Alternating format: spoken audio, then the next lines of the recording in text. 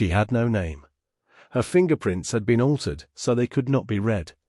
The labels were cut from every piece of her clothing, and she carried a diary written entirely in code. On the 29th of November, 1970, her father and his two daughters were hiking in a steep, frozen valley outside Bergen, Norway. The locals had a name for that place. They called it Isdal, the Ice Valley. And that afternoon, among the rocks, the family found a woman whose identity would defeat Norwegian investigators for the next 50 years. No name, no identity.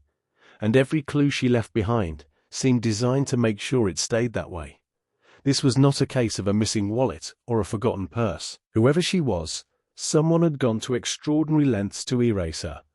The labels had been cut from every piece of her clothing. The serial numbers were scraped from her belongings. And her fingerprints, the one thing that could have told police exactly who she was, had been altered so that they could no longer be read. This is the story of the Isdal Woman, and it is to this day one of the most baffling mysteries in Europe. When police reached the valley, they catalogued what lay around her: a dozen sleeping pills, a packed lunch barely touched, 2 plastic bottles that smelled faintly of petrol, a fur hat, an umbrella, rubber boots neatly placed. Everything you might carry on a quiet country walk, and nothing at all that could tell them her name. If unsolved cases like this one are your kind of mystery, this is the channel for them. Stay with me, because the deeper the police dug, the stranger she became. The first break came not in the valley, but at the Bergen railway station.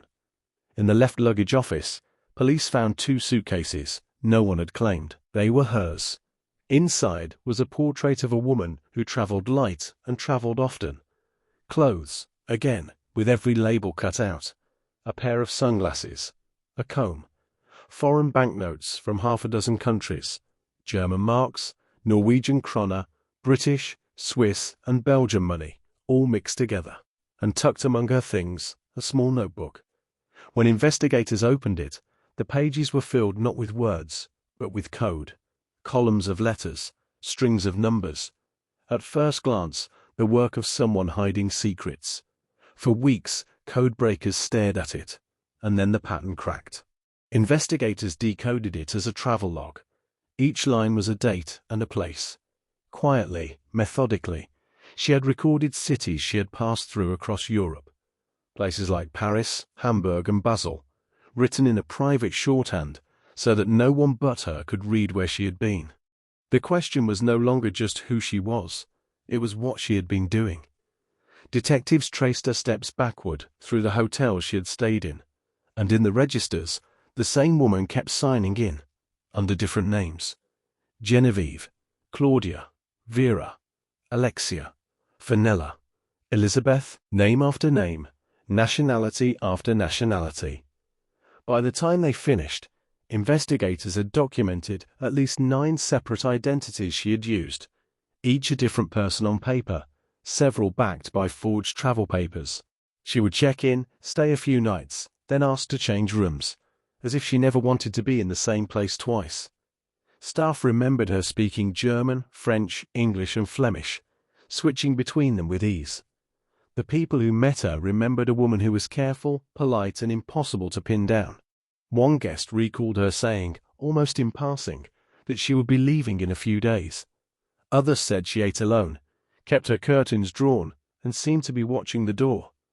And then there were the details that didn't fit a tourist at all. In the weeks before she died, she had been seen in western Norway, in towns close to where the Norwegian military was quietly testing new naval weapons. A woman with at least 9 names, fluent in 4 languages, recording her movements in code, drifting through a region thick with Cold War secrets. To many people, then and now, one theory seemed to tie it all together. They came to believe the Isdal Woman was a spy, that she was being followed, and that if she had been, the valley was where it ended. But proof is a stubborn thing. The official investigation, after months of work, reached a far quieter conclusion. They could find no evidence of a foreign agent, no handler, no mission. In 1971, Norwegian police closed the file with a verdict of probable suicide. A woman, alone, who did not want to be found. For most people, that answer has never been enough. So investigators turned to the one witness who couldn't lie: her own remains. Her teeth showed unusual dental work, gold crowns and a style of fillings rarely done in Norway, pointing somewhere in Central or Eastern Europe.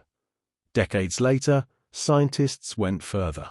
Modern isotope analysis of those same teeth suggested links to the border region between France and Germany, and possibly childhood movement eastward during the years around the Second World War. A childhood that never seemed to settle. A life spent disappearing. She was buried in Bergen in a zinc coffin, chosen deliberately so that her remains would be preserved if the day ever came that someone could finally identify her. The police even photographed the funeral, hoping that one day a face in the crowd or a name in a file would close the case. That day has not come. The story refused to die. In 2016, investigators exhumed her jaw to build a full DNA profile with technology that hadn't existed in 1970. Journalists and forensic scientists reopened the entire file, chasing her isotopes, her dental work, her 9 names across borders and decades. They have narrowed down where she came from. They still cannot tell us who she was. Strip away the theories, and what remains is genuinely strange. A woman who recorded her own movements in code, who carried at least 9 names and answered to none of them, whose fingerprints had been altered and whose labels had been cut away, as if someone always knew that one day people would come looking and was determined they would never find her. More than half a century later, the question she left behind is still unanswered. So what do you think she was? A spy? Caught in the cold? A woman running from a life she could not bear to be traced back to? Or something we still haven't guessed? Tell me in the comments.